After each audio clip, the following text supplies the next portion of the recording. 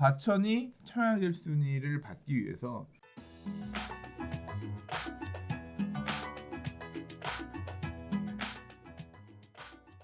좋아요와 구독하기는 사랑입니다. 네, 안녕하십니까. 2020년 하고도 3월 7일 한발 앞서 소식을 전하는 고품격 부동산 토크쇼 부동산 별별시사에 오신 여러분을 환영합니다. 우리 한 주간 결방했잖아요. 그니까요. 지난주에 엄청 쫄아 있었어요. 왜요? 아, 코로나 무서워서 그때 막 그 급증세가 난 진짜 예술이었죠, 3월 진짜. 초에 이 코로나 확진자 10,000명 넘을 줄 알았어요. 한 1.3배에서 5배 사이로 막 늘어났거든. 계산해 보니까 그래서 야, 이거는 몸살이야겠다. 근데 다행히 일단 대구 경북 쪽에서 잡히고 서울이라든가 그 외 지역들은 엄청 늘어나지는 않아서 요새는 이제 좀 그렇게 증가세가 확 있죠. 꺾여서 다행이다라고 생각하는데 어제 또 금요일 우리 토요일 녹화하고 금요일이었잖아요. 네. 수능 사람들 많대.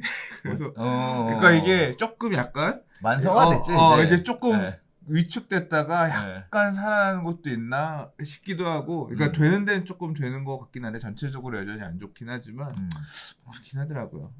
저도 개인적으로 지난주에 가봤거든요. 갔더니 많은 상가들이 진짜 사람들이 없더라고요. 예약이 안 되는 상가들도 예약이 되더라고. 뭐 보름 전에 예약하는 데들도 그 확실히 그래도 되는 데만 되더라고. 그러니까 그래도 거기도 보면 좀 매출 타격이 있을 거야. 그렇죠. 대표님 타격 엄청 심각하잖아요. 저도 심각하죠. 네. 학원 하시는 분들은 뭐 다 죽을라 그러던데. 예술이죠. 뭐 그래도 우리 그 애기들은 학원 안 쉬고 강행하대. 어우. 저희 애들도 한 배짱이지. 1주, 2주 정도 그러다가 네.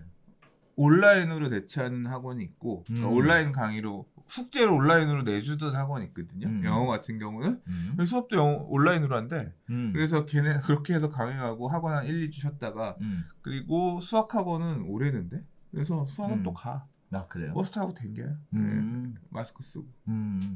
그러더라고요. 그래서 우리도 다 연기해가지고 네 요새 조용하게 지내고 있습니다. 그러니까 부동산 학원들은 네. 굉장히 많이 연기하거나 아예 그냥 폐강하거나 환불하거나 코로나 효과가 아주 그냥 그러니까 타격이 엄청. 네, 이따가 잠깐 경제에 미치는 영향, 부동산 시장에 미치는 영향에 관련된 이야기도 좀 나눌 텐데 어쨌든 확실하게 영향을 미치는 건 사실이에요. 장난 아닌 것 같습니다. 네. 자, 오늘 첫 번째 시간부터 시작해 보도록 하겠습니다. 한 주간의 부동산 소식을 다루는 별별 이슈 진행을 한번 해볼 텐데요. 자, 첫 번째 소식은 과천에 대한 이야기를 가지고 시작의 문을 열어보도록 하겠습니다. 자, 10억 웃돌던 과천 전셋값이 한 달 만에 2억 넘게 떨어졌다는 게 지금 이슈가 되고 있는데요.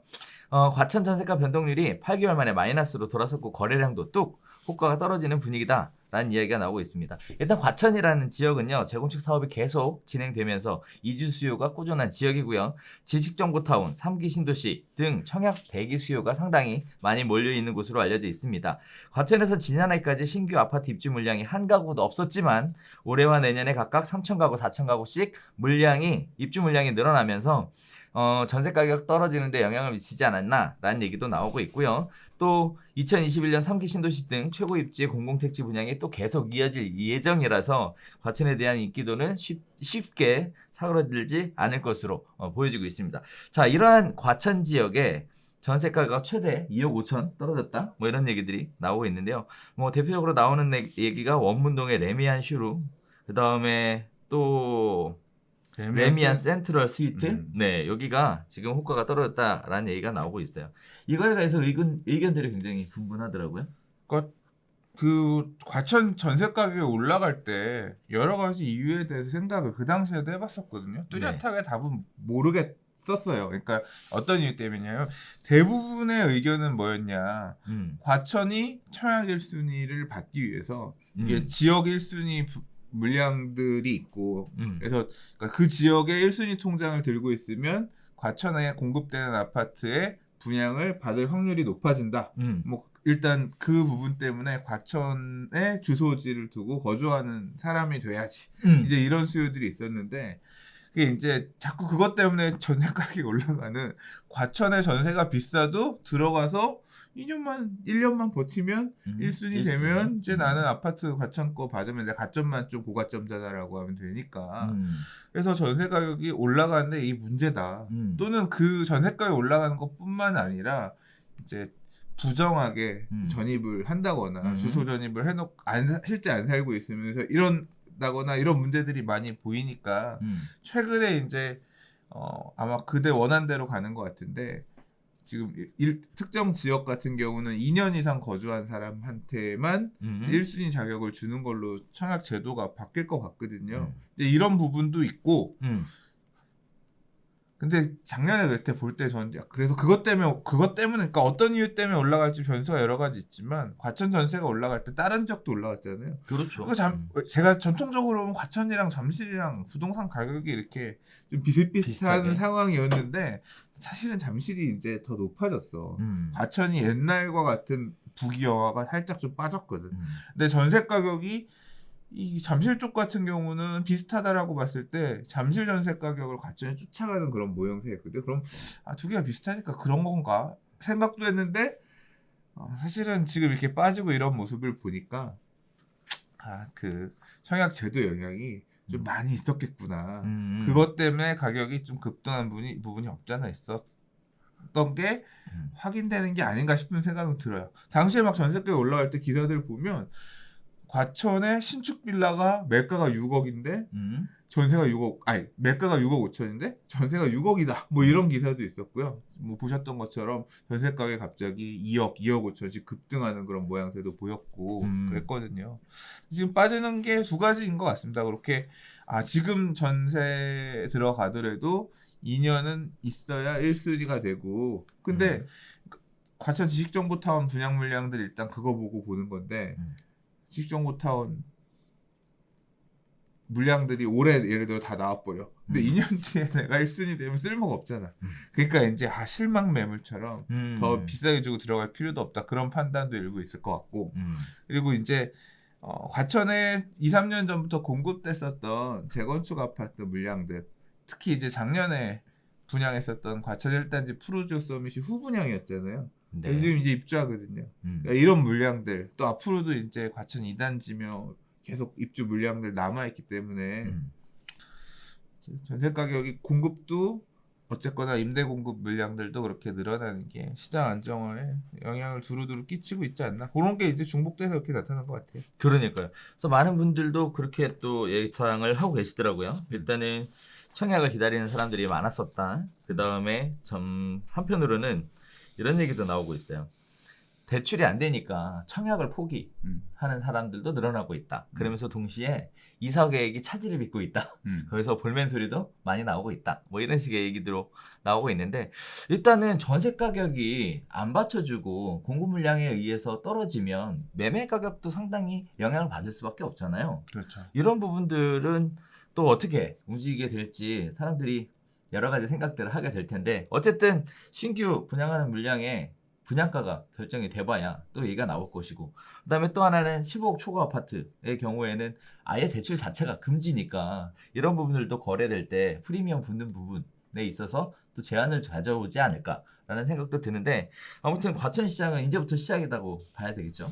어떻게 움직일지. 과천도 이제 사실 과천도 저는 좀 그렇게 비관적으로는 생각이 안 되는 게 과천의 새 아파트라고 할 만한 게 이제 지금 이제 마찬가지로 우리가 신규 입주 아파트들이 그 지역에 예를 들자면 지금 강동구 입주 물량들 되게 많아서 힘들긴 하지만 그래도 그 과정에서도 고가 가격 갱신하고 이런 모습들 보였잖아요. 그렇죠. 그러니까 이전에 강동구에서 새 아파트 쌩쌩하고 좋은 아파트 하면 이제 뭐 고덕 레미안 힐스테이트 정도였는데 고덕 그라시움이나 소위 말하는 이제 랜드마크 대장들이 나오기 시작하고 있잖아요. 아르테온이나 그러면서 전체적인 분위기 또는 이제 수준이 바뀌고 있거든요.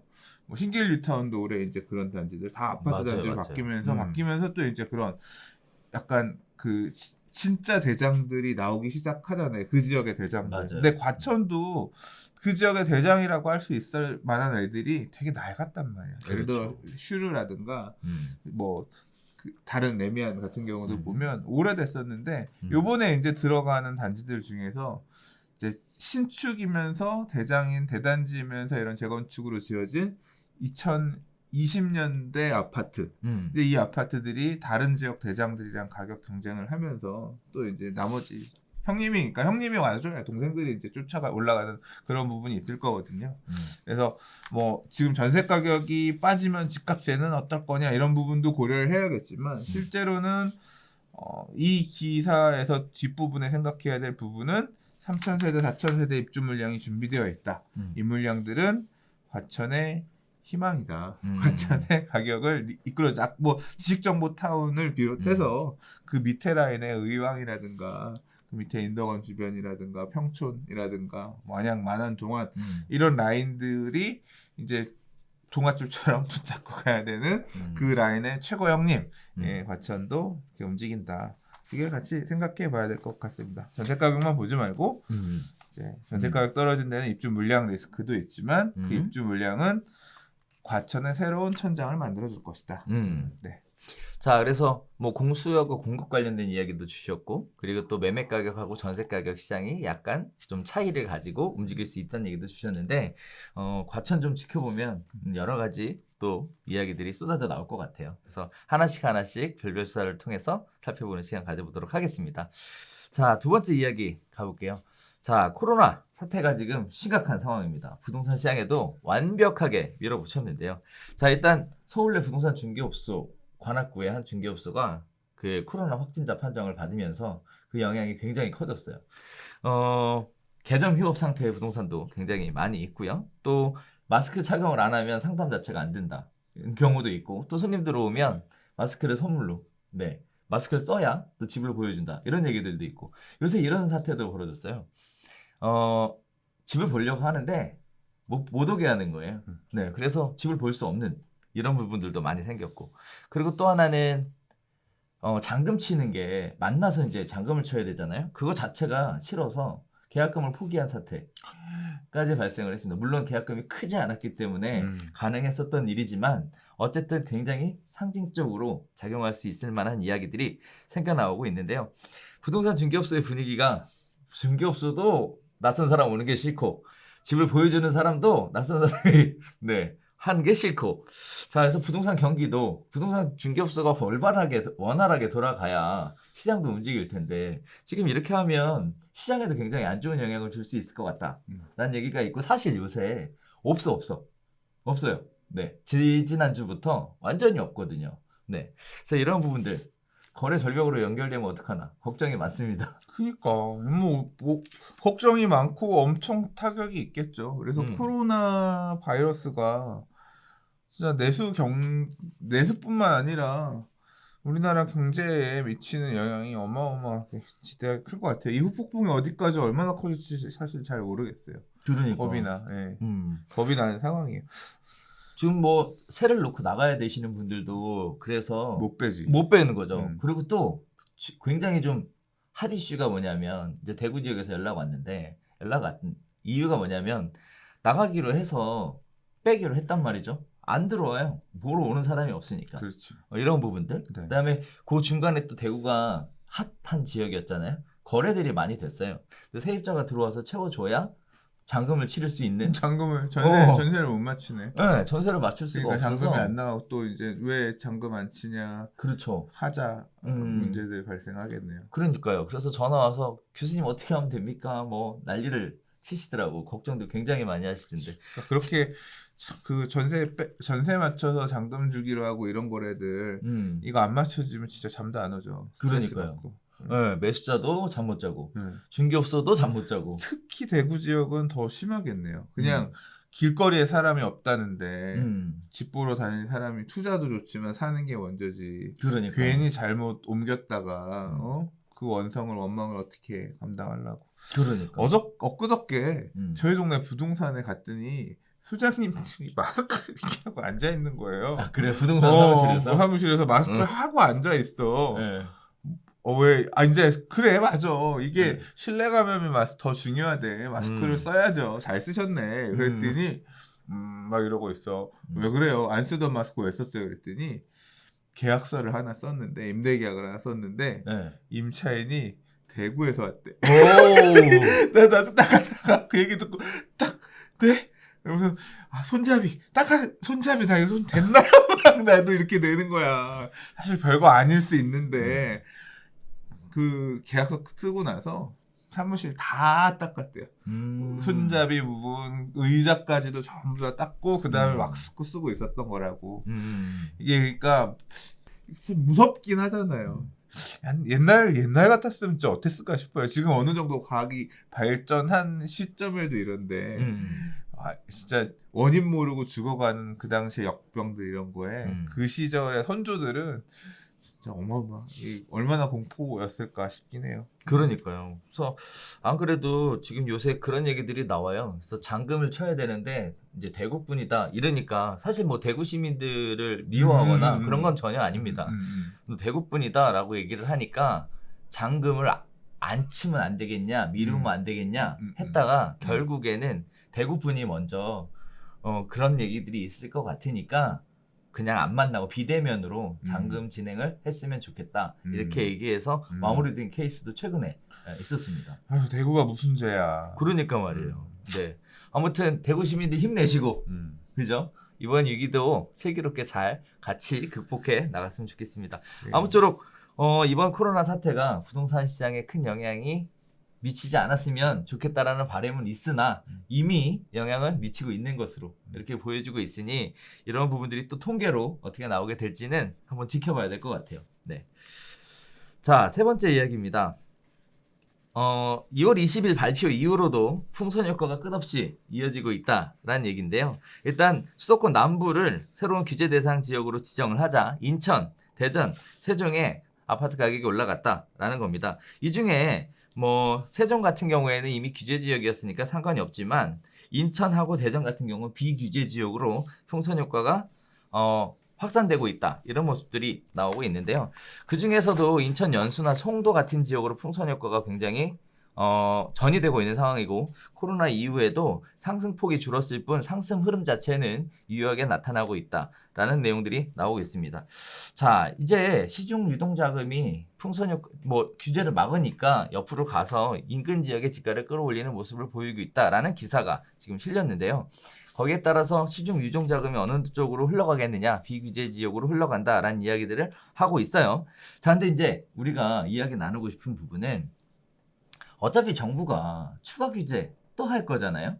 그러면 제가 많은 분들이 투자를 하시는 분들이 생각하고 걱정하셔야 될 게 걱정하시는 부분이 내가 그래서 그쪽 지역에 투자에 메리트가 있어. 가격이 올라갈 것 같아. 그래서 샀어요.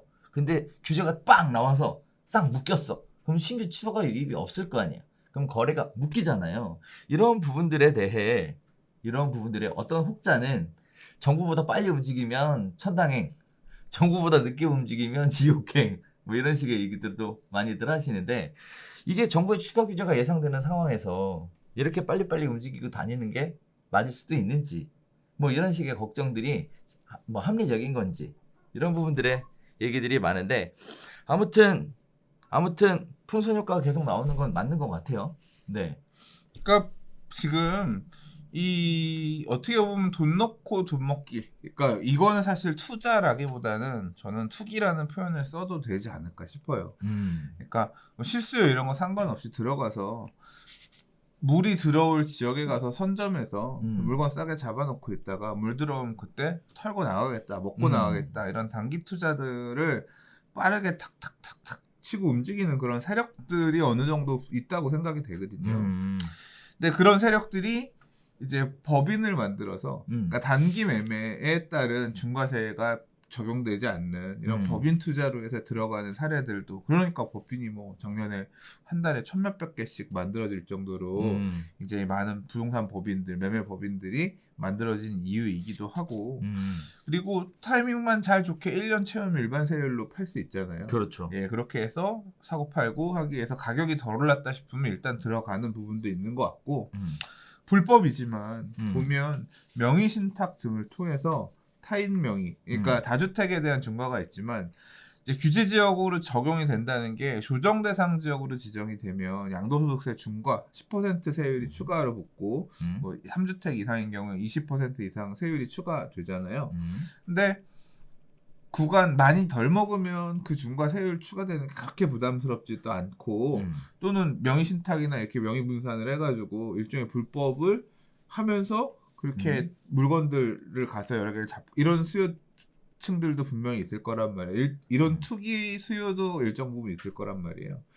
그런 수요들은 나름대로 이게 규제를 회피하는 방법이다라고 생각하고 지금 그렇게 들어가고 있는 모습이 아닐까 싶어요. 지금 기사에서는 뭐 수도권 남부를 규제하니까 일로 튀었다 그러는데 이거는 아니에요. 그건 아니죠. 예, 원래 그랬어, 움직였어. 원래 그러니까 움직였어. 이미 네. 수도권 남부는 많이 올라서 작년 연말에 너무 호가가 올라버려서 야, 이 돈에는 먹을 거 없지 해서 덜 오른데 상대적으로 덜 오른데 간다라고 하면서 이렇게 움직임들이 다른 라인으로 갔던 거고요. 비규제 지역이니까 부담 없이 대출 규제도 부담이 덜하고 그다음에 뭐 대출이 아니라고 하더라도 분양권 같은 경우도 이제 전매 제한 이런 거 풀려 있으니까 들어가고 그러면서 세력들이 많이 가서 한 것 같아요. 뭐 대전은 좀 별개의 움직임인데 세종 이런 데는 대전이 근래에 많이 오르다 보니까 세종이 상대적으로 싸다. 뭐 이런 느낌으로 세종도 가는 것 같고 이제 그런 수요의 흐름들 상대적으로 덜 오른 데가 어디냐를 보면서 세력들 수요의 움직임, 투기의 움직임 다 뭐 어떤 표현이든 간에 아무튼 그렇게 지금 가고 있는 게 나타나고 있는 거다. 네.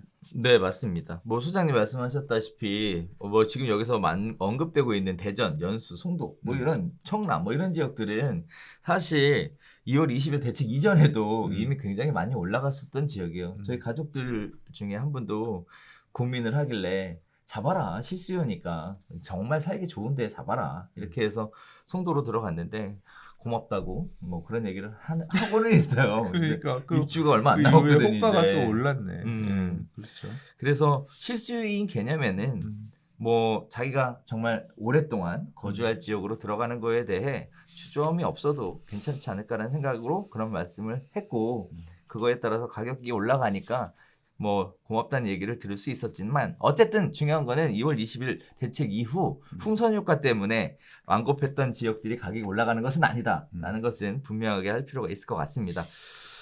자, 네 번째 이야기 들어가 볼까요? 자, 조금 전에 수장님이 그런 얘기 해주셨어요. 부동산 투자할 때 법인으로 많이 투자한다 이런 얘기들 많이 해주시는데 법인 열풍이 지금 또다시 불어닥치고 있습니다. 자, 지난해 법인이 개인에게 매수한 주택이 4만여 호에 달했고 새로 창업한 부동산 기업 수도 전년보다 40% 늘었다라는 내용인데요. 이유는 법인의 부동산 매수가 늘어난 이유가 세금 회피의 목적이다라는 이야기가 나오고 있습니다. 왜냐하면 대출 자체는 막았으니까 양도소득세 중과를 피할 수 있고요. 그다음에 종합부동산 세율도 법인이 훨씬 더 낮아요. 뭐 예를 들어 뭐 공시가격 12억인 2주택을 보유한 개인의 보유세가 약 1,909만 원인 반면에 개인과 법인 명의로 각각 소유했다면 보유세가 931만 원으로 978만 원 정도의 절세 효과가 있다. 뭐 이런 식의 이야기들이 나오고 있습니다. 자, 이제 생각해봐야 될 게 법인 이름으로 주택을 구입하는 게 굉장한 이슈인데 시청자분들은 모르시는 분들이 있어서 수장님 기억나는 대로 그러니까, 법인으로 할 때 장단점 뭐가 그러니까 지금 있을까요? 이 기사에서 나온 얘기는 양도소득세 중과를 피할 수 있다라든가 종합부동산세 세율이 낮다는 얘기는 그러니까 두 명으로 싸우는 거잖아요. 그렇죠. 그러니까 명의가 하나가 아니라 법인이 갖고 있는 거 하나, 내가 하나 갖고 있는 거 하나를 나누다 보니까 세율 자체가 소득세율을 각각 적용하니까 그렇죠. 예, 종합부동산세 세율을 각각 조정하니까 적용하니까 세금이 이렇게 낮아지는 효과가 있다는 거잖아요. 다주택도 아니잖아요. 그렇죠. 예, 그렇게 이제 그런 이유 때문에 그런 거고 그다음에 법인세 세율 자체가 일단 양도소득세 세율보다는 차익이 많이 남는다는 전제, 보통 차익이 남는다고 가정하고 보니까 그렇죠. 예, 그러니까 이제 법인으로 세율 자체가 가정, 낮죠. 예, 법인세 세율이 낮은데. 이와 관련해서 항상 세무사님들이 얘기하는 게 법인세를 그렇게 낼 뿐이지 그 법인에 있는 돈을 개인에게 다시 갖고 올 때는 한 번 더 세금을 똑같이 그에 준하는 종합소득세 세율을 내야 되기 때문에 법인이 그렇게 유리한 것만은 아니다라고 얘기를 하시거든요. 맞아요. 예.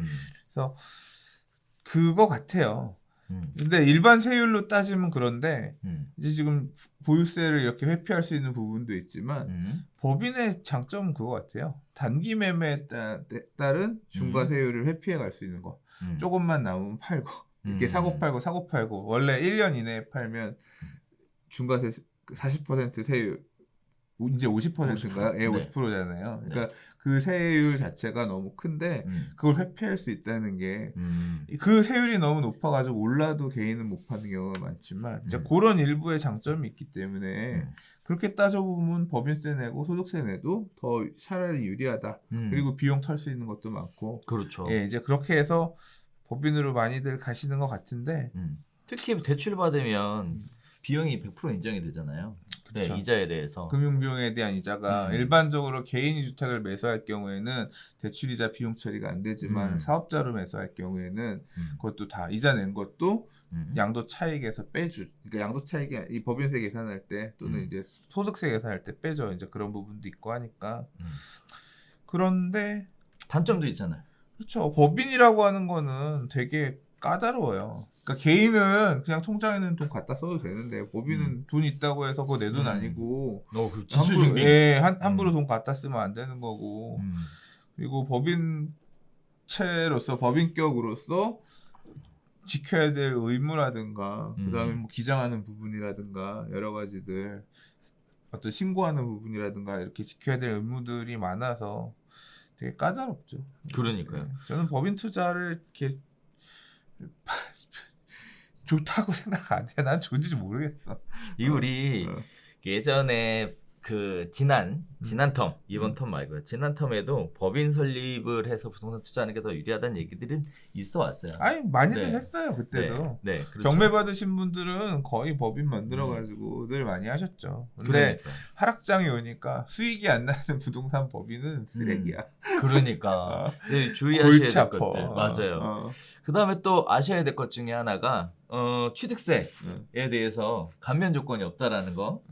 더 나아가서는 투기과의 그 뭐죠? 과밀억제권역에 대해서 법인 본점을 설립했을 때 취득세 뭐 중과 규정이 있어서 어마어마해요. 네. 그래서 특히 주택이 아니고 일반 뭐 비주택의 경우에는 중과까지 적용을 받으면요. 상상을 초월하는 취득세를 납부하셔야 된다라는 점도 굉장히 큰 단점으로 나오고요. 그래서 이제 그 등세권이라고 한다면서요. 등세권, 등기소가 가까이에 있는 과밀억제권역이 아닌 그래서 뭐 용인 일부 지역 이런 데가 되게 인기라고 하던데. 그래서 그런 얘기도 있고요. 그다음에 또 하나 이번에 2월 20일 대책에 나왔잖아요. 법인 대출 안 된다. 네.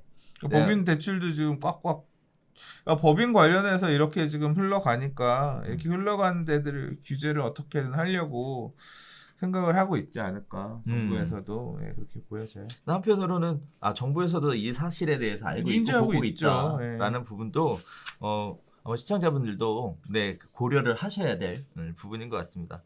자, 아무튼 그러면 소장님은 우리 개인적인 생각이니까 법인 설립으로 부동산 투자를 하는 게 좋을까 아니면 개인 이름으로 하는 게 좋을까요? 그거는 이제 선택의 문제인데 나는 그러니까 저는 기본적으로 부동산을 사고 팔고를 많이 하는 투자를 좋아하지 않아요. 별로 그러니까 짤짤이 많이 한다고 해서 짤짤이 해봐야 짤짤이야. 짤짤이 많이 한다고 해서 이게 많이 제대로 된 거를 그러니까 얼마 전에 그런 표현을 썼는데 재개발 투자 여러 개에서 막 세금 내고 얼마 남기는 것 같지만 실제로 재건축 쌀 때 들어가서 한 방 크게 먹는 게 훨씬 많이 먹어. 그러니까 비싸고 좋은 동네에서 저렴할 때 잘 사서 한 방 먹는 게 훨씬 짤짤이 열심히 해봐야 특히 지방 가서 짤짤이 뭐 몇천만 원짜리 짤짤이 해봐야 열심히 몸만 바꾸고 힘든데 실제로 재건축에서 한 방에 뭐 10몇 억씩 딱딱 먹어버리고 하면 내가 왜 이짓했나 싶거든 한 걸 제가 지난 텀에 봤거든요.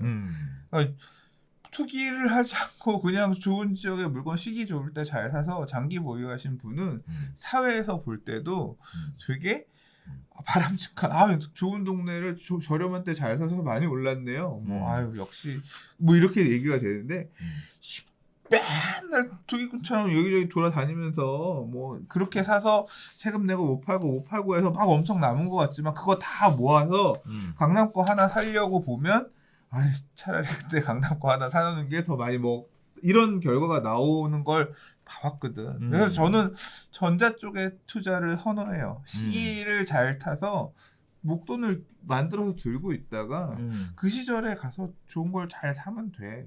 그렇게 하는 게 좋지. 뭐 이거 다니면서 짤짤이 하러 다니는 거를 좋은 투자라고 개인적으로 생각 안 해요. 그러니까 안 해. 안 하는데 그러면 그렇게 하지 말라는 또 아니야. 왜냐면 그거는 각자의 선택의 문제잖아. 그럼요. 그러니까 저는 별로 안 좋아한다. 하는 분들은 존중하지만 나는 별로 그렇게 할 생각이 없다. 그렇게까지 해야 돼? 뭐 이런 쪽이지. 저도 개인적으로 법인으로 하는 거 별로 안 좋아해요. 이유는 뭐냐면 가격 우리 아까 수장 얘기했듯이 막 간 걸 봤잖아. 어떻게 무너지는지를 봐가지고 개인적으로 수장님 의견에 동의합니다. 그리고 나는 네. 이것도 문제라고 생각하는 게 이 법인 이거 매수하는 사람들이 돈 많을 것 같아요. 내가 볼 때는 나는 내가 임차인이면 임대인이 법인이면 그 집은 전세 안 들어가. 이게 장이 딱 분위기 바뀌잖아요. 변곡점이 와서 시장 안 좋아져서 주택가격이 꺾이는 상황이 오잖아. 이 물건 다 하자야. 왜냐하면 사람들이 법인 투자하고 하는 게 보통 보면 최대한 개인으로 받을 수 있는 대출 못 받는 대출들을 받을 수 있어서 법인 가는 경우들이 많았단 말이에요. 그러니까 소위 말하는 부실 임대인이야. 가격들이 전체적으로 꺾이면 이 사람이 하나만 갖고 있으면 상관이 없는데 자기 개인으로 보유하고 있는 집 외에 여러 개를 하고 싶으니까 법인을 단기로 사고 팔고 하고 싶으니까 법인을 만들었을 거 아니야. 그렇죠. 그러면 그 많은 집들이 다 부실일 거야. 근데 내가 집 전세 계약하라고 하는데 부동산 법인이 임대인이래. 부동산에서 소개하겠지. 아, 집도 많고요. 능력 있고 부자인 분이시 임대인이라고. 그걸 내가 어떻게 알아? 어떻게 알고? 그럼 네 임대인 네 갖고 있는 집 와서 다 까봐. 얼마나 부채가 있는지 내가 나중에 전세 계약 만료될 때 받을 수 있을지 없을지 한번 좀 나도 계산해 보게 좀 까봐 하면 어떤 주인이 와서 그걸 얘기해 주겠어요. 난 너 말고 다른 임차인 할래. 근데 임차인 입장에서도 임대인이 법인이라고 하면 난 되게 리스키해. 나는 들어가기 싫을 것 같거든요. 이게 부실이 생기면 다 무너져. 이 그러니까. 지난 하락장에서도 그 대출 이자 이런 것들 되게 못 갚아가지고 일가족 자살 사건 이런 것들 나왔잖아요. 그런 것도 보면 그분이 먹고 살 돈이 없어서 못 산 게 그 사례들 보면 경매 하시던 분이 집이 15채인데 시장이 꺾여가지고 있는 부채는 상환해야 되는데 깡통이 돼서 상환이 안 되고 수익이 나오는 방안이 수익이 없다 보니까 극단의 선택을 하신 그런 상황이었거든요. 이게 뭐 지금은 좀 이른 시기일 수 있어요. 부동산 시장이 변곡점이고 지금 이제부터 꺾인다 이런 얘기를 하기는 좀 이른 시기일 수 있어요. 저는 아직 끝까지는 안 갔다고 생각해요. 이 사람의 욕망이 끝까지는 안 갔다고 생각하지만 그러나 어느 시점이 오면 변곡점이 있을 거라고 생각하거든요. 특히 이번에 코로나 이 사태가 이 거시경제라든가 전 세계 경제에 미치는 영향이 심각하면 심각할수록 되게 공포감이 더 커지는 거죠. 그렇죠. 그러면 한순간이야. 2008년에도 금융위기가 왔을 때 기억하세요? 2008년 상반기에 마포에 재개발 사러 다녔어. 막 부동산들 다니면서 그냥 미국에서는 힘들다는데 그건 뉴스에서 보는 얘기고 미국에서 그런 거고 우리나라는 우리나라지. 그러면서 맞아. 그래서 가격이 2008년도 가격이 올랐어. 그럼요. 그런데 그러다가 이게 보통 일이 아니구나. 황당한 일이구나라는 걸 느낀 건 2008년도 하반기 가면서부터였거든요. 야, 막 이자가 갑자기 급등하고 이제 사람들이 갑자기 싹 사라지고 분위기가 그러니까 오늘 이러다가 갑자기 내일 분위기가 싹 바뀌는 게 아니라 약간 좀 뜸해지다가 어느 시점 가면 그때부터 이제 안 돌아오는 그런 상황이었던 거거든요. 자, 얘기가 법인에서 돌아갔는데 하락장에서 이렇게 법인 투자 맞아요. 물건들이 하자로 그러니까 공격적으로 부동산을 레버리지를 풀로 땡겨가지고 껍데기처럼 부동산들을 많이 들고 있는 임대인의 물건은 리스키하다. 법인 투자자들은 그럴 가능성이 크니까 나는 임차인 입장에서 싫다 그런 얘기인 거거든요. 예. 자, 저는 아무튼 이런 투자를 지양합니다. 지향하지 않아요. 네. 자, 법인 설립을 통한 부동산 투자에 대한 이야기를 나누고 있는데요. 요 얘기는 조금 있다가 동탄 이야기 나눌 때 다시 한번 이야기 드리도록 하겠습니다. 동탄. 예. 자, 5번째 이야기 넘어가 보도록 할게요. 강남권 아파트 실거래가가 하락 조짐이다. 서울 집값 하락의 신호탄이냐? 아니면 조정 이후에 재반등할 가능성이 높은 거냐? 강남 불패의 신화로 갈 거냐? 아니면 집값 조정을 받고 있는 것이냐? 거기다가 코로나 규제까지 겹쳐서 세입자가 눌러앉기가 심화가 됐기 때문에 강남의 전세 가격은 매우 몹시 치솟을 가능성이 높다. 복잡한 이야기들이, 셈법들이 왔다 갔다 하고 있습니다. 자, 그중에 가장 대표적으로 지금 나오고 있는 얘기가 전세 수급 지수가 40개월 만에 최고치를 달리고 있다라는 얘기인데요. 일단 지난해 2월 기준으로 전세 수급 지수는 100 미만이었습니다. 여기서 전세 수급 지수가 100 이상이 되면 전세 가격이 올라갈 가능성이 높다라는 내용인데요. 이처럼 지난 2월에 100이 안 됐던 지역들이 지금 서울은 160.8, 경기는 150.4, 인천은 159.22로 100 이상을 돌파한 정도가 아니라 어마무시하게 돌파했습니다. 자, 거기에 따라서 전세 가격의 전세 수급 지수가 왜 이렇게 많이 올라가냐에 대한 두 가지 얘기들이 나오는데, 일단 하나는 정부의 고강도 부동산 대책이 원인이다. 또 하나는 코로나19로 인해 기존 전세 계약들을 다 연장하기 때문에 전세에 대한 부분들이 가격이 상승하는 것이다 라는 얘기를 하고 있고요. 우리 조금 전에 지금 코로나 시장이 부동산 중개업소에 어떤 영향을 미치고 있는가에 대한 이야기를 드리면서 잠깐 이야기 또 나눴었는데요. 그럼에도 불구하고 청약시장 분위기는 또 굉장히 뜨겁습니다.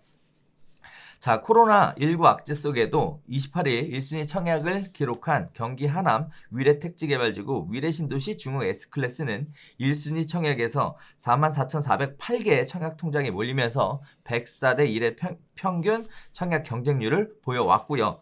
또 지난 19일 청약을 마감한 경기 수원 매교역 푸르지오 SK뷰도 1074가구 모집에 무려 15만 650건이 몰려 역대 수원 단일 단지 중 최다 청약 신청 건수가 접수가 되었습니다. 자, 지금 전세 가격은 계속 올라갈 거라는 지표가 나오고 있고, 동시에 청약에 대한 열풍도 지속적으로 계속되고 있는 모습들을 보여주고 있는데요. 이제 다들 불안하실 것 같아요. 전세가 계속 이렇게 많이 올라가면 어떡하지? 에 대한 생각. 또 한편으로는 이 수급지수에 포함된 게 과연 반전세도 이 수급지수 안에 포함돼서 영향을 미쳤을까에 대한 부분. 자, 그다음에 또 아파트 전세 계약을 연장하게 되면 과연 전세 가격이 큰 폭으로 올라갈까에 대한 크게 세 가지 부분에 가지고 이야기해 볼 수 있을 것 같은데, 자, 일단은 전세 수급지수가 100 이상을 초과했다라는 얘기 자체는 전세 가격이 오를 가능성이 굉장히 높다라는 얘기로 말할 수 있을 것 같아요. 그죠? 한편으로는 반전세가 과연 포함됐을까? 두 번째 이야기인데, 이 부분도 좀 고민을 해봐야 될 것 같은데, 어떻게 보세요? 어떻게 생각하세요? 나 이거 뭐라고 물어보는 줄 몰라서. 이게 전세수급 지수라고 하는 게 KB에서 부동산에다 물어보는 거 아니에요? 맞아요. 전세 올라갈 거야, 떨어질 것 같아요. 네, 맞아요. 그냥 그거 전세만 물어보니까 전세에만 부동산 사장님들이 답변한 거 아니야? 그러겠죠. 그러면 네. 뭐 표하면 안 됐겠지. 몰라, 그거. 반전세는 말이 이게 웃겨. 나는 이거 얘기 나올 때마다 반전세인지 월세인지 이게 참 웃겨요. 일단 중요한 건요, 한 가지 확실한 거는 전세 물량이 없을 수밖에 없어요. 왜냐하면 임대보증금 받아 쓸 데가 없어서 반전세로 전환하는 일이 좋고, 사실 기사에 넣진 않았지만 그치. 어. 강남에 지금 뭐 반포라든가 대치라든가 이 라인에 거래되는 거래 건수의 절반 이상이 보증부 월세야. 맞아. 그러니까 보증금이 좀 많거나 조금 적거나 차이일 뿐이지 일단 월세를 다 껴서 거래들을 그렇게 하고 있는 게 강남의 트렌드인 상황이거든요. 그러니까 당연히 전세 공급은 엄청나게 없는 거지. 순전세 물건은 그래서 더 없는 거일 수도 있고. 그렇죠. 저 살고 있는 저희 아파트 같은 경우에 전세 물건이 빵이에요. 아예. 나 네이버 매물에서 진짜 빵인 건 처음 봤어요. 아예 빵이야. 매매는 몇 개 있는데 전세는 매물이 아예 빵이더라고. 그래서 진짜 전세가 없는 지역은 이렇게 없기도 하구나. 그러니까 입주 물량이 올해 적지 않아요. 적지 않아서 많은 지역들 같은 경우는 전세 물량이 좀 있지만 없는 지역은 진짜 없는 것 같아요. 이렇게. 예. 그래서 없는 상황인 것 같고. 또 새 아파트 수요는 아직도 뜨겁죠. 지금 이거 청약 경쟁률로만 보면. 청약 경쟁률은 이거는 시장이 왜곡됐으니까 청약 경쟁률이 뜨겁지. 시장이 작동을 안 하잖아. 청약 시장은 시장이라고 얘기할 수 없는 게 가격을 흔들어놔서 시장이라고 하는 게 가격이 어떤 결정 요인이 돼서 싸면 사고 비싸면 안 사고인데 그게 아예 없잖아. 무조건 엄청 싸잖아. 먹을 거 엄청 많이 줬잖아. 그렇죠. 그러니까 당연히 항상 공급은 제한이고 수요가 엄청나게 많은 그런 상황이고 계속 지금 뜨거울 수밖에 없는 그냥 상황이죠. 먹을 게 많다라고 어, 생각하니까. 제도적으로 몇 억을 먹게끔 만들어 놨는데 안 하면 중신이지 미친놈이지. 그렇죠. 네. 그러니까 지금 열심히 하는 거고 음. 더 많은 공공 물량이라든가 수도권 전매 제한 규제도 상대적으로 적었던 이 수원 물량이라든가 수원은 확 떠서 가격 올라가면서 가격 벌어져 있는 게 보이는 시점이었으니까 이제 이런 지역들 같은 경우는 더 가수요까지 달라들어서 높은 차격 경쟁률이 나온 거죠. 그러니까요. 자, 세 번째 이야기가 뭐였냐면 전세 계약 연장하면 전세 가격 상승에 심각한 영향을 미치냐 이런 부분이었는데요. 개인적으로는 이런 얘기 드리고 싶어요. 이 지금 보니까 최근에 순전세 얘기하는 거예요. 계약 기간이 만기가 됐고 연장하려고 하는 세입자가 있어요. 그러면 과연 시세대로 꽉 채워서 전세를 연장하냐라고 보면 시청자분들 모르실 것 같아서 그렇지 않습니다. 네, 시세보다 월등하게 못 미친 가격에 전세 계약 연장을 한다라는 거. 오히려 전세 가격이 올라가는 거를 막아준다라고 얘기할 수도 있을 것 같아요. 그러면 왜 그런 일이 생기나 이런 생각들을 하시게 될 텐데. 중개 수수료 안 내고. 맞아요. 그치. 그게 이자보다 비싸다고 생각하는 거죠. 보증금 뭐 돈 1, 2천 올리느니 그냥 새 세입자 내면서 중개 수수료 임대인 입장에서도 새로 내고 뭐 하고 왔다 갔다 하느니 그냥 살고 조금 돈 얼마 싸게 재계약 해드릴게요. 그렇게 해서 있기도 하고. 그러니까 눌러앉는 경향이 되게 많은 게 전세자금 대출 영향도 있어요. 그러니까 대출 쓰는 경우나 그러니까 움직이면 돈이다라고 하는 인식이 있기도 하지만 그다음에 이게 전세자금 대출을 받았다라고 하면 신규 대출 경우에는 제약들이 많이 생기잖아요. 그렇죠. 예, 기존에 있는 대출이랑 그런 부분도 일정 부분 영향이 조금 있다. 예. 그래서 그러니까 전세 시장도 이게 막 돌고 시장이 순환이 되게끔 지금 되는 게 아니라 매매 시장도 그렇고 임대 시장도 그렇고 많은 부분이 이게 거래가 활성화되기에는 되게 힘들게끔 시장이 작동하지 않게끔 시장 움직임의 속도가 되게 둔하게끔 많은 부분들이 이렇게 다 묶여 있어. 규제로 인해서. 그러니까 뭐 전세 움직이려는 수요들도 되게 줄어들 수밖에 없고 뭐 이런 상황이지. 그런 과정에서 신규 주택 공급, 입주 물량 이런 공급이 엄청 많으면 또 모르겠는데 사실 올해는 이렇게 가는데 많이들 얘기하지만 임대 가격은 올해 하반기부터가 진짜 불안할 수 있다. 올 상반기까지는 물량들이 그래도 좀 있는데 하반기부터가 변곡점이 될 수 있다. 내년에 진짜 물량이 없다. 뭐 내후년은 좀 있어요. 이제 그 얘기들을 많이 하거든요. 자, 그래서 여러분 생각하시는 것처럼 전세 계약 연장을 할 때 팁도 같이 알려드린 것 같아요. 움직이면 돈 든다. 네. 다 잘 아시죠. 그러니까요. 네. 그런 것처럼 한편으로는 임대인 입장에서는 전세 계약 연장을 해주실 때 시세만큼 꽉 채워 받아야 되겠다 생각 안 하셨으면 좋겠고 임차인 입장에서도 마찬가지. 네, 움직이면 돈 들어요. 네, 그러니까 어느 정도 적정한 선에서 타협하셔서 재계약하는 것도 지금 시점에서는 괜찮은 얘기인 것 같습니다. 자, 6번째 이야기 들어가 보도록 하겠습니다. 자, 코로나가 지금 경기에 미치는 영향은 상당히 심각한 것으로 보여지고 있습니다. 코로나19 경계 침체가 장기화되는 거 아니냐? 명동과 종로에 빈상가가 넘쳐나고 있고 몸값을 낮춰서 임대 문의를 해도 전무한 상황이고요. 또 상반기 공실률 최대 예상을 하고 있는 상황이고 더 나아가서 매매 시장까지도 영향을 받고 있습니다. 뭐 일단 기사는 월세 400만 원 내려도 세입자는 빵이다 라는 내용으로 기사는 나와 있는데요. 이 기사 보고 내가 놀랬다니까요. 왜요? 72제곱미터 명동의 상가인데 네. 임대료가 2,900이야. 400을 내려서 2,500에 무권리에 내놨는데 와 72제곱미터면 22평 정도 되거든요. 전용 면적이. 네. 그러니까 22평 가게에서 월세를 한 달에 2,900 하루에 100만 원씩 월세인 거야. 그러니까 얼마를 팔아야 되는 거야. 100만 원을 임대료로 깔고 수익을 내야 되니까 하루에 그럼 매출이 얼마여야 되는 거예요. 아무튼 그렇게까지도 될 만큼 이 상가가 가치가 있었다.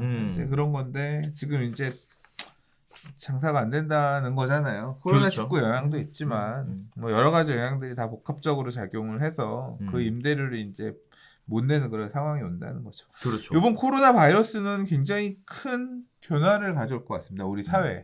일단 뭐 여러 가지 이유가 있지만 주로 이제 오프라인에서 물건을 사고 하는 것에 되게 가장 익숙한, 그러니까 전통적으로 그렇게 이 물건을 소비해 보신 분들이 다 이제 연세 있으신 분들이잖아요. 그러겠죠. 우리 부모님 세대들 같은 경우는 물건을 그냥 가서 사오는 거지, 슈퍼 가서 사오고 어디 가서 사오고 시장 가서 사오고 이런 거에 익숙한 세대셨잖아요. 근데 요즘 세대 또는 이제 밑에 세대들 같은 경우는 인터넷으로 물건 구매하는 게 되게 익숙한 세대잖아요. 과거에 비해서 결제라든가 이런 게 엄청나게 편해져가지고 사실 클릭 몇 번만 하면 물건이 그냥 딱 집으로 집 앞에 오게끔 이렇게 돼 있잖아요. 배송 속도도 엄청 빨라지고. 새벽에도 새벽에도. 네, 그렇죠. 네. 지금 단순히 뭐 이 상가 힘들다 이런 얘기만 있는 게 아니라 이 노부모님들이 걱정되는 자녀들이 지방에서 또는 해외에서 부모님들이 물건 필요한 거를 못 사시니까 대신 구매를 해드린대요. 그러니까 부모님 댁으로 가게끔 이렇게 그럼 받아서 그냥 사용하시면 되잖아요. 그리고 한번 이게 실제 저도 이제 써보면 알지만 한번 결제라든가 카드라든가 이런 거 물려 설정해 놓으면 그 다음에 보고 검색해보고 하기만 몇 번만 누르면 오게끔 되잖아요. 맞아요. 비밀번호 6자리만 누르면 와 그럼 그냥. 되잖아. 그러니까 이게 이번에 이 지금 물건 사러 시장 나가거나 이런 것들 되게 어려우셨던 이제 이런 어르신 세대들도 제가 생각할 때는 온라인 구매 경험이 쌓일 거예요. 그리고 이번 이게 기회에. 처음에는 자녀들이 보내준 걸 받다가 그 다음에는 어머님 이걸 이렇게 사세요라고 해서 써보면 그 다음엔 그 방식으로 해서 구매를 하다 보면 앞으로는 편하니까 구매를 하겠죠. 비싸지도 않고. 일단 나갈 수가 없잖아요. 네. 그렇게 되면 이 코로나19 사태가 유통의 급격한 변화를 더 촉발할 것 같아요. 그러니까. 그러면서 오프라인 상가들, 전통적인 명동 상가나 종로 상가는 대표적인 그런 상가지만, 그러니까 지금 종로 상가 같은 경우는 이제 먹자 이런 쪽이 좀 많고, 명동은 판매점 이런 것들이 좀 많은데, 제일 이 상가의 제일 위로 올라가면 그 임대료 감당하려면 먹는 장사 이런 걸로 되는 게 아니라 짧은 시간에 물건을 많이 팔 수 있는 판매업종밖에 못 살아남거든요. 근데 이제 이런 시장들이 판매업종 상가들이 운영된 이런 시장들이 많이 좀 무너져 내릴 것 같아요. 그러니까. 급격하게 변할 것 같습니다. 거기다가 뭐 명동에 가장 많았던 업종 중에 하나가 화장품 가게였는데 화장품도 지금 중국 문제로 인해서 심각한 상황에 있어서 일단은 제가 개인적으로 이런 말씀을 하고 싶은 게 임대인 입장에서 임대료를 내리는 게 쉽지 않잖아요. 근데 임대료를 내리고 있는 추세다라는 거는 사실 뭐 여기만 해당되는 게 아닌 것 같아요. 뭐 전반적으로 지금 현재 시장이 작동하는 거예요. 임대료 많이 받고 싶지. 근데 그렇지. 임차인이 그 돈 주고 안 들어오겠다. 인정하고 모셔와야 되는 상황이면 내려가겠다. 그래서 인정하고 싶지 않았지만 인정할 수밖에 없는 시절이 펼쳐지고 있다라는 부분. 그다음에 또 하나는 산업구조가 변화하고 있다는 부분인데 여기 제가 재밌는 거 하나 넣어놨어요. 배민 입점 문의 건수가 1054건이래요. 거기에 따라서 전월 동기간보다 27.1%, 한 달 만에 27.1%가 늘었다는 얘기죠. 안 그래도 배달업종에 관련된 부분들이 음식점 나가서 밥 먹는 게 부담스러우니까 배달시켜서 먹는다라는 거거든요. 이 부분이 산업구조의 변화가 오프라인 매장 중심으로 한 산업구조에서 온라인 매장 산업 중심으로 동시에 배달 위주의 문화로 이렇게 해서 산업구조의 큰 폭의 변화가 있을 것 같다라는 생각이 또 들고요. 이걸 또 홈코노비라고 한대요. 홈코노비. 네. 자, 홈코노미. 네, 홈코노미. 집에서 주로 소비하는 이코노미, 홈 이코노미, 홈코노미네요. 네네. 그렇대요. 이 상황이 진정되더라도 이렇게 한번 산업의 구조가 변화가 되면 다시 돌아가기 굉장히 어려울 것 같다는 생각이 오프라인, 그러니까 부동산의 상업용 부동산의 가치의 변화, 재편이 급격하게 이루어질 거고 이번에 코로나 바이러스가 진짜 많은 부분에 대해 영향을 끼치는데 지금 우리가 이제 판매업종에 대한 얘기를 했지만 실제로 기업들에서 되게 놀라고 있대요.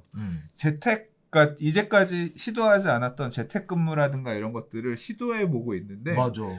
회사가 돌아간대요. 그러니까 돌아간다는 게 되게 놀라워들 하고 있는 경우들이 있어요. 그러면 그 얘기는 뭐냐면 앞으로 직원들 고용 구조도 바뀔 거거든요. 재택으로 돌릴 수 있는 거 돌리고, 그러니까 출퇴근을 매일 사무실에서 모여서 하던 거를 뜨문뜨문 모여서 해도 되는 거잖아요. 그러면 그렇죠. 오피스 공간도 과거처럼 많을 필요가 없어요. 그렇게 되면 오피스 시장, 부동산 시장도 또 재편이 되는 거야. 그리고 고용의 구조도 많이 바뀔 것 같아요. 그러니까 회사가 끌어안고 직접 고용으로 끌어안고 있을 부분들을 많이 분산할 수 있거든요. 또 아웃소싱할 수도 있고. 그렇게 되면 고용이 되게 약해지겠죠. 느슨하게 꼭 들고 있어야 돼, 꼭 안고 있어야 될 고용만 기업이 갖고 간다고 하면 고용이 줄겠지. 그렇죠. 그러면 일자리가, 그러니까 이게 코로나가 많은 부분에 있어서 사회 구조 전반에 많은 변화를 야기할 것 같아요. 그래서 사실 결론적으로 얘기하면 양극화가 심해질 것 같아요. 부동산도 양극화가 되게 심해질 거고, 지금 아까 좀 전에 오프라인 상가의 변화는 뭐냐면, 되는 상가는 어차피 꼭 필요한 상가들은 있겠지만 상당수의 많은 판매 업종 중심으로 운영되는 상가들은 그 가치를 잃을 거란 말이에요. 떨어져야, 그걸 사용하는 사람이 주니까 가치가 떨어지고 가격이 떨어질 거고, 오피스도 마찬가지로 공급이 이렇게 재택이 가능해지고 분산할 수 있게 되면 오피스의 가치도 예전만큼 떨어지겠죠. 비싸게 주고 살 필요가 없겠죠.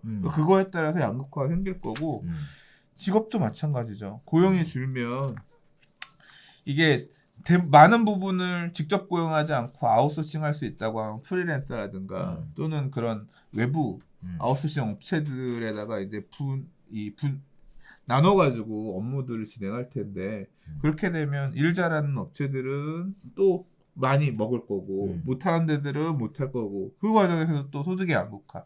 그래서 사회가 많은 부분에 있어서 양극화로 가면서 진짜 좀 사회 구조적인 측면에서 볼 때는 힘든 시기로 갈 것 같아요. 그러니까.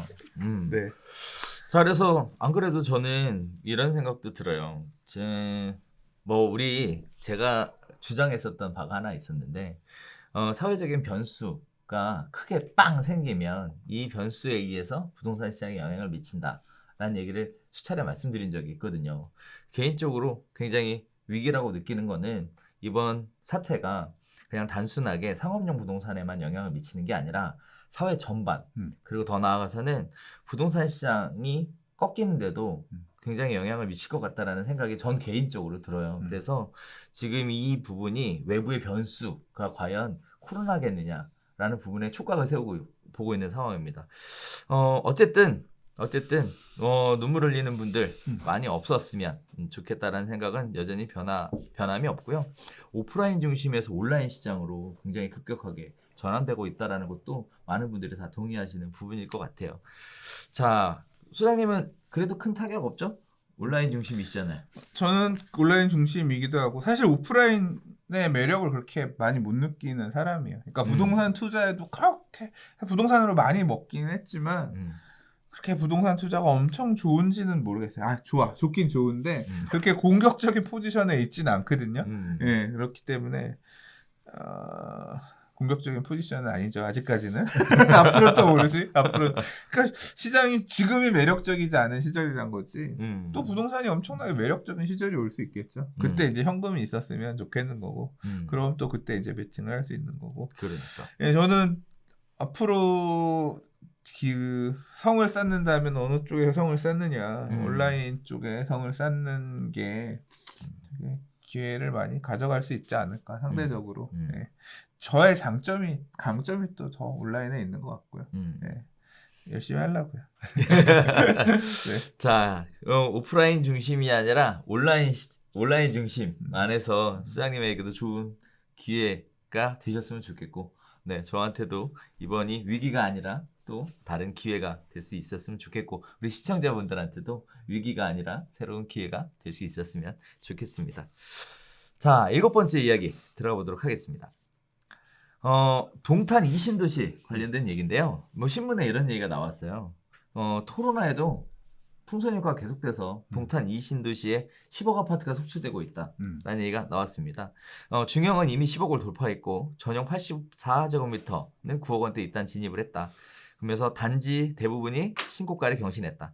동탄 2신도시가 올라가면서 동탄 신도시도 가격 자체가 동반 상승하고 있는 상황이다. 5억대를 넘겼다. 거래량 급증하고 있다. 한 달에 2,000건 이상 아파트 매매가 진행되고 있다. 라는 내용을 가지고 이야기 잠시 나눠볼 텐데 너무 궁금하더라고요. 진짜 그런가? 그러니까 이게 풍선 효과가 수도권 남부 지역으로 이제 수원 뜨거워졌고 동탄 이신도시는 원래 뜨거웠고 특히 동탄 이신도시의 대장이라고 하는 동탄역 인근의 우포안, 우남, 포스코, 한화 요 세 개 단지들은 항상 리딩 단지로서 그랬는데 이 단지 중에 포스코가 중대형이거든요. 우남은 조금 연차가 있고 근데 포스코 34평이 일단 작년 연말에 9억 9천 정도 실거래되고 올해 들어서 10억 5천 실거래 찍고 호가는 뭐 그 이상 나온대요. 근데 그러면서 그러니까 형님 이론이야. 형님이 앞서 가니까 이제 포스코 옆에 한화나 우남도 10억에 준하는 거의 근접한 가격으로 거래가 됐고 뭐 호가는 지금 더 높게 나오겠죠. 그렇게 해서 동탄의 리딩 단지가 그렇게 가니까 중동탄이나 남동탄 지역에 있는 아파트들도 호가가 계속 올라가면 가격을 형님 쫓아가고 있고 심지어는 동탄역 동쪽이 동탄이거든요. 서쪽에 가면 이제 원래 그 동탄 1신도시 있잖아요. 그러니까 동탄 1신도시에 입주한 지 14년 된 아파트들도 이제 올라간다는 거예요. 그래서 30평대 14년 된 아파트들이 이제 신고점 갱신하면서 5억대 넘어가고 있고 일부 인기 단지들 뭐 레미안이나 뭐 한화 이런 데 같은 경우 6억도 넘어서 실거래가 됐다. 그리고 그러니까 이제까지 안 샀던 사람들이 실제 동탄 현지에서도 많이 사는 것 같아요. 야, 우리 동네 이제 올라가는 타이밍이구나 하면서 아, 나도 그러니까 그런 마음 있잖아요. 우리 동네 소외됐었는데 우리 동네 이제 오르는구나 싶으니까 가서 막 사람들이 산 거지. 그리고 거래량이 전년 동월 대비 3배에서 4배. 어마어마하게 거래량이 늘면서 가격도 올라가는 전형적인 이제 후행하는 풍선 효과, 후행하는 그런 장의 모습을 보였다라고 하는 게 기사에서 나오는 거고 저도 직관적으로 확인을 했어요. 그러니까 누가 물어봐서 사실 동생이 물어봤어. 아 그래요? 그래서 좀 알아보긴 알아봤었어요. 아 그래요? 네. 그래서 저도 오늘 아침에 알아봤잖아요. 대본 쓰면서 진짜 어떤가? 그래서 두 군데 부동산에 전화해서 물어보고 나서 시청자분들한테 알려드려야 될 것은 제가 궁금했던 포인트는 그거예요. 부동산 투자 열기가 과연 코로나를 이길까? 저 이 관점에서 물어봤거든요. 그래서 몇 분한테 여쭤본 결과 내용은 그렇습니다. 12월하고 1월달 거래 엄청나게 많았대요. 네, 뭐 상상을 초월했답니다. 그동안 매물 쌓여가지고 적체돼서 힘들다고 전화 오셨던 대표님이거든요. 요새 어떠냐 그랬더니 없대요. 매물 다 없고 싹 다 빠져나가고 난리랍니다. 그런데 2월 22일 이후부터는 완전 올스톱이랍니다. 네, 결국 코로나가 부동산 시장의 열기를 뛰어넘었습니다. 네, 코로나가 매수세를 팍 꺾어버렸네. 그러니까요. 그래서 현재는 뭐 개미새끼 한 마리 구경하기 어렵고 간혹 전화 문의만 있는 정도의 상태가 지속되고 있다라는 부분. 두 가지야. 가격도 올랐잖아. 아, 물론, 네. 물론. 호가가 올라버리니까 그 가격의 매력을 못 느끼는. 작년 하반기보다 한 1억씩은 오른 것 같은데. 그래서 그렇죠. 가격은 올랐으니까. 호가가 올라가니까 매력을 못 느끼는 부분도 있고 그다음에 굳이 지금 이 시국에 부동산 막 사러 다니기엔 좀 그렇죠. 그러면서 이제 카더라 통신 얘기가 나왔어요. 드디어. 카더라 통신 뭐가 나왔냐면 법인 이름으로 단지들을 60개씩 쓸고 갔대요. 작년 세력들이 말에. 세력들이 들어왔다는 얘기지. 그리고 지금 전세 빼느라고 난리인데 안 빠져갖고 비상이래요. 거래는 했는데 전세 잔금이 안 맞춰지니까. 그렇죠. 네. 그래서 아까 잠깐 얘기 나왔었던 거 법인 이름으로 매수하게 되면 난 전세 안 들어. 난 안 들어가. 그러니까 이거 봐 비정상주 60개씩 사고 이거 아무리 그런 거 아니에요. 많이 샀다는 얘기는 위기가 오면 내 보증금을 내가 이사 나가고 싶을 때도 전세금 못 받을 가능성이 높고 한 거잖아. 그러니까. 그래서 이런 부분들이 실제 현장에 이런 식의 이야기들이 나오고 있고 지금 뭐 전세 매물 없다 다들 하고 있잖아요. 그래서 나와 있는 매물은 또 이런 거래요. 법인 이름으로 이렇게 찍어놨던 매물들이 전세를 내놓고 있는. 근데 난 그런 거 생겨야 될 것 같다. 이게 자기 자본 비율 이런 것들 의무 요구하는 거 있잖아요. 그렇죠. 금융 관련해서는 부동산 매매 또는 임대를 주업으로 하는 법인은 뭐 자기 자본 비율 몇 보증, 퍼센트를 보증금을 해야 반환하기 위해서 얼마 이상의 음. 자본금을 있어야 된다라든가 보험을 든다거나 뭐 이제 그런 부분들이 보증보험. 예, 좀 포함이 돼야 되지 않을까. 좀 그런 게 있었으면 좋겠네. 예. 자, 그래서 지금 동탄에 대한 현장 소식 같이 전해드렸는데 사실 통화를 해서 전해드리고 싶었는데 통화는 하기 싫으시다고 네, 그런 네. 말씀하셔서 간략하게 전해드렸습니다. 네. 자, 아무튼 가격 상승에 대한 부담감도 있는 거고 그 동시에 코로나에 대한 부담도 상당히 심각한 것으로 보여지고 있고요. 이런 지역, 이러한 부분들이 풍선 효과에 영향을 미치는 지역도 여전히 코로나의 영향을 받고 있다라고 보셔도 무관할 것 같습니다. 자, 8번째 이야기 들어가 보도록 하겠습니다. 규제가 심각한데도 집값 상승을 하고 있다. 그런데 성남과 용인에는 증여가 2배 늘었다라는 이야기를 가지고 이야기 한번 해볼 텐데요.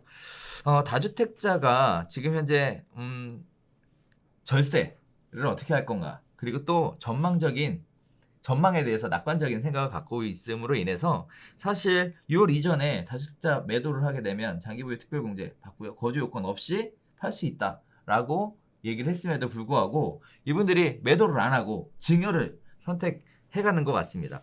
1월에 아파트 증여 상태를 보면요. 강동구의 증여 건수가 398건으로 가장 많았고요. 이어 송파구의 238건, 서초구의 169건, 영등포구의 158건, 강남구의 92건 등으로 뒤를 이었다. 주목할 점은 규제 지역의 아파트 매매 거래는 감소하는 가운데 증여 비율은 크게 늘고 있다라는 부분들입니다. 자, 이러한 부분들의 원인은 양도세 및 종합부동산세를 줄이겠다. 그리고 규제에도 수도권 집값은 지속적으로 상승할 것이다 라는 기대감 때문에 이러한 현상이 보여지고 있다라는 건데요. 자, 일단은 장기 보유 체제로 전환하는 것 같고 또 한편으로는 강동구가 왜 이렇게 많이 증여가 늘어났을까요? 개인적으로는 이번에 새로 분양받은 아파트들 이런 부분들 다주택으로 끌고 가기 어려우니까 미리미리 입주하기 전에 이제 그렇게 좀 치는 부분도 많고 강동구 아파트 물량 개수가 일단 물리적으로 많으니까 또 많았죠. 입주가 맞물려 있으니까 그렇게 해서 개수가 좀 많지 않았나 싶어요. 자, 이렇게 해서 장기 보유 체제로 가게 되면 또 공급 부족 이 얘기가 또 나오지 않을까요? 일단 10년 갖고 있어야 되잖아요, 이제. 5년이죠. 아, 5년. 5년. 네. 5년 있어야 되는데 5년 5년 있어야 이제 매물로 나올 수 있는 건데 음. 결국 증여를 택한다는 얘기는 규제하에서 지금 10년 이상 보유한 주택의 경우에 뭐 6월까지 팔면 장기 보유 공제 혜택도 드리고 중과세 배제도 드릴 테니까 파십시오라고 얘기한 게 12, 16 대책의 일부였는데 그럼에도 불구하고 나는 그냥 증여를 택하겠다. 장기 보유를 택하겠다라고 하는 거는 부동산을 보유하는 실익이 더 클 것이다 라고 생각하면서 보유의 형태를 명의분산을 합법적으로 하는 거잖아요. 그렇죠. 이제 그냥 그렇게 판단하고 있는 숫자들이 늘고 있다는 얘기인 것 같고 그다음에 조정대상 지역 추가 지정도 경기 남부 220 대책에서 되고 그랬는데 네네. 이제 이 지역들도 보면 증여가 늘었어요. 그러니까 이 규제 지역 조정대상 지역이 지정이 되면 뭐 원래 이제 이 조정 대상 지역이었던 곳 추가 지정된 것도 있고 그렇긴 하지만 되면 양도소득세 중과가 바로 적용되거든요. 그래서 기존에 들고 있던 주택도 양도를 할 때 세금을 더 내야 되는데 그럼에도 불구하고 그냥 세금 내고 파는 것보다는 명의가 부담스러우니까 증여로 갈게. 그러니까 서울과 동일한 판단들을 하고 있다는 얘기는 우리 지역 올라서 좋아지는 것 같은데 가격이 많이 오르긴 했지만 팔기보다는 그냥 증여를 통해서 장기 보유할래.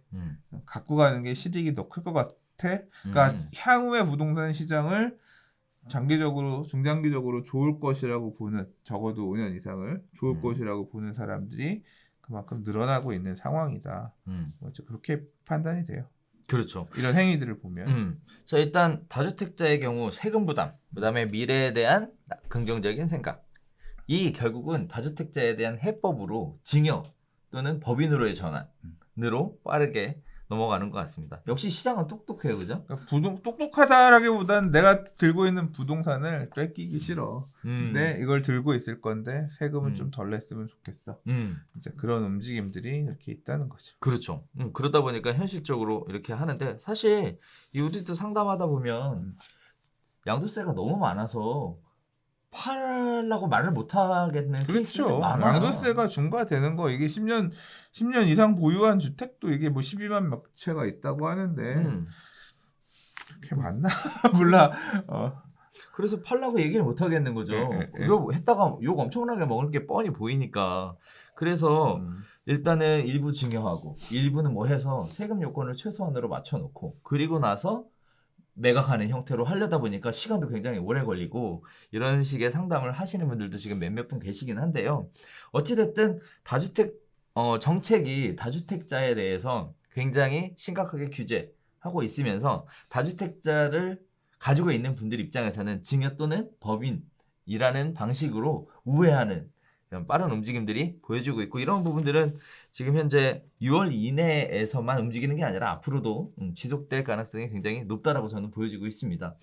자, 어찌됐든 안 팔고 12, 16 대책의 이 규제 완화를 귀담아 안 들은 거지. 아니 맞아 그 얘기도 맞아요. 제가 말씀을 드렸더니 그게 그 얘기였어. 그게 그 얘기였어? 얘기하신 분들이 대부분이시더라고요. 네. 그래서 이런 부분들도 영향이 있었던 것 같아요. 그럼 결국은 효과 없다. 이렇게 봐도 저는 지금 현재 상황에서는 괜찮을 것 같아요. 왜 그러냐면 없거든. 이것 때문에 효과가 아직까지는 이것 때문에 나오는 거래량이 부분이 유의미하게 없어. 늘어나는 모습이 안 보이니까. 그렇죠. 근데 뭐 이게 코로나도 있고 뭐 하나만 딱 그렇게 볼 수 있을까 싶어요. 그렇죠. 다만 아직까지 6월까지 되려면 시간은 좀 남았다. 이렇게 봐도 될 것 같습니다. 자, 저희가 준비한 소식은 여기까지 진행을 한번 해볼 텐데 아무튼 요새 다들 인사가 건강하시라고 잘 챙기시라고 건강 잘 챙기자라는 얘기인데 소장님도 뭐 만남 이런 거 안 하시죠? 요새 좀 주의하고 있어요. 그죠? 네. 저도 개인적으로 그러고 있는데 아무튼 건강하게 한 주 보내시고 우리 시청자분들도 건강한 한 주 보내시고 무탈하게 다음 주에 또 만날 수 있는 기회가 있었으면 좋겠습니다. 아 진짜 제발 확진이 안 되고 이게 확산이 안 되고 좀 이 상태에서 멎었으면 좋겠어요. 제가 어저께인가 카운트했을 때 사망자가 44명이에요. 이 44명이면 적은 숫자가 아니잖아요. 네, 일단은 그래서 이게 더 커지고 지금 우리나라는 그 정도인데 해외 같은 경우는 이탈리아 이런 데들 이란 이런 데는 심각하더라고요. 이게 이제 전 세계적으로 확산될 팬데믹이라고 하잖아요. 이 확산될 가능성에 대해서 얘기를 하고 참 그런 상상하기 싫은데 될 것 같거든요. 이제 사실 우리나라에서 끝나는 문제가 아니라 그래도 우리나라는 어쨌거나 되게 협심해서 이렇게 되게 노력하는 부분도 있고 뭐 그런 게 좀 없잖아 있는데 그러지 못한 국가들도 있잖아요. 특히 동남아 이런 지역들 같은 경우도 확산이 되면 이게 그러니까 코로나 이펙트가 부정적으로 작동하는 게 우리나라에서의 문제가 아니라 우리나라는 전 세계로 물건을 팔아서 그걸로 먹고 살아야 되는 나라인데 물건을 사줘야 될 전 세계의 국가들이 이제 비상이 되고 그러면 우리나라 이제 진짜 경제 충격 휘청할 수밖에 없거든요. 결국 그러면 이제 우리나라가 물건을 팔 수가 없으면 그 우리나라 부동산 가격에도 거시경제 안 좋아지면 당연히 영향을 미치겠죠. 이제 이런 부분들도 신경이 쓰이죠. 그러니까요. 잘 모쪼록 잘 해결이 됐으면 좋겠으나 불안한 마음이 쉽게 가시지 않는 거는 사실인 것 같습니다.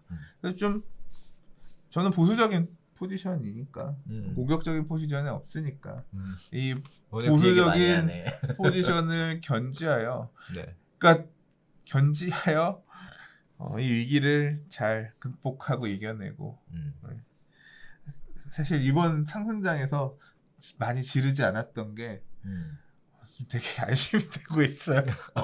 안심이 되고 있어.